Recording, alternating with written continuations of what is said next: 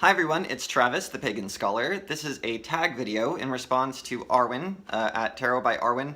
She is a tarot reader, she is a professional joy seeker, actually, and she responded to the tag video that I did, and she thought those questions were whatever, and decided to make a more kind of playful, more personal tag video of tarot questions. So I'm going to do that. So this is hashtag tarot tag 15. There are 15 questions. I'm going to get through them very quickly because fading sunlight.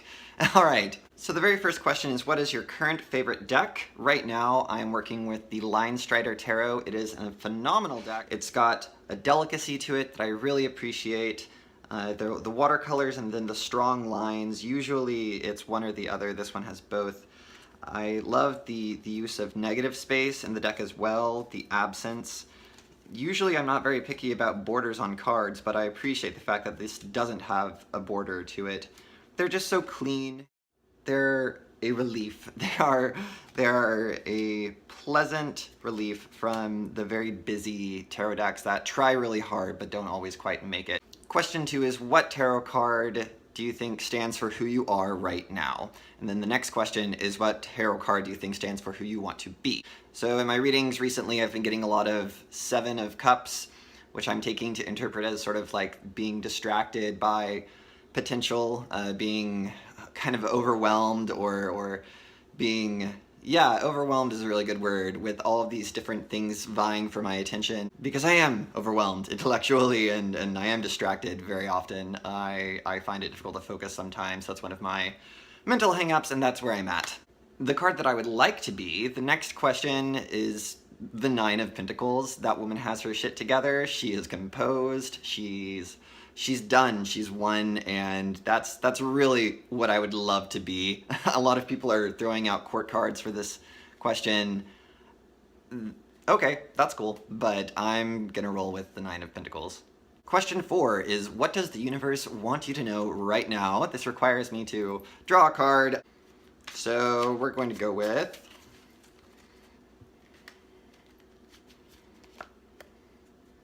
the Ace of Pentacles. So the Ace of Pentacles, for me, is sort of the genesis of the material, of the venture, of the all of the, not materialistic, but all of those ideas pertaining to materialistic needs and necessities. This is kind of a nice sign because I am contemplating, or I'm trying to figure out reading for a fee.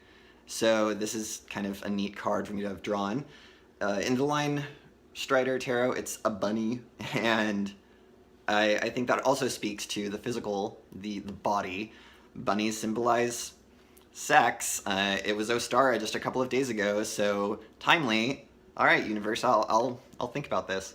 Question 5 is, what card must I love in order for me to be able to work with the deck? Actually, I thought about it, and I was having a lot of trouble with it, and then it struck me like, duh. The Fool. I have to like the Fool card because the Fool is me. I am the Fool. I will always be the Fool. So that's something that I usually look for. Also, the High Priestess is usually something that I like to look at. It's kind of the idea of tarot. I talked about it in one of my previous videos. So the Fool of the High Priestess, and I don't think there are many others. I like the Justice card to be a good justice, but does it do it justice? But other than that, I'm pretty fairly easygoing with my tarot decks. The only thing that I don't like, the thing that breaks a tarot deck for me, is when there's enough Christian imagery in tarot, but when it's overt, when the angels are like Christian angels, when the Judgment card is rising from the grave to an angel blaring a trumpet, like, I dislike that. I'm pagan for a reason. I'm pagan because I am not Christian. It's a reaction to Christianity. So yeah, I dislike having a lot of Christian imagery, more Christian imagery than is already there in my tarot deck. Question 6, why tarot and not some other divination system? I like tarot because it's dialogue. It is open to interpretation. Other divination systems, astrology, tea reading, palm reading, it's very much set in stone, and it tells you what you are or what will happen, and it's like, this is the answer. And I dislike that because it's so concrete when life is open to interpretation, life in general, and we are beings of potential and possibility. So that's what I love about shuffling a tarot deck, because I am shuffling possibility. Question 7, what was your first tarot book? I don't remember, but I do remember the first book that I read that had tarot in it was by it was by Michael Thomas Ford, but it was under the pen name Isabel Bird, and it was a teen witch paperback series for a female audience, but gay boys read that. So it was called Circle of Three. My sister found it on my book. My sister, my uber Mormon sister, found it, and she was like, Travis, this is bad. This is witchcraft. You can't read this. It was a library book. You've got to return this right now. Oh, okay, sure, sister. Yeah. Oh, 10 years later. Hi. Anyways, question 8 is, what person would I like to sit down and have a conversation with about tarot? What person or what tarot person? I'm not sure. But I would like to sit down and talk to some of the philosophers I studied, Richard Kearney, John Caputo. They're interested in hermeneutics, which is the study of how language and narrative dialogues shape our perceptions of the world. It's sort of a philosophy of stories and conversation, so I feel like tarot would be apropos. Some interesting things would come out of their mouths about tarot if they ever thought about it. I'm pretty sure Slavoj Žižek has thought about it, but I wouldn't know. I don't want to have a conversation with Slavoj Žižek. So question 9 is, what is a YouTube channel that I follow that talks about tarot? Why? I really enjoy Katie Flowers' work on tarot. She has a very grounded, not necessarily a no-nonsense energy about her, but just a very grounded and approachable, friendly. I pick up some like Queen of Pentacles energy off of her.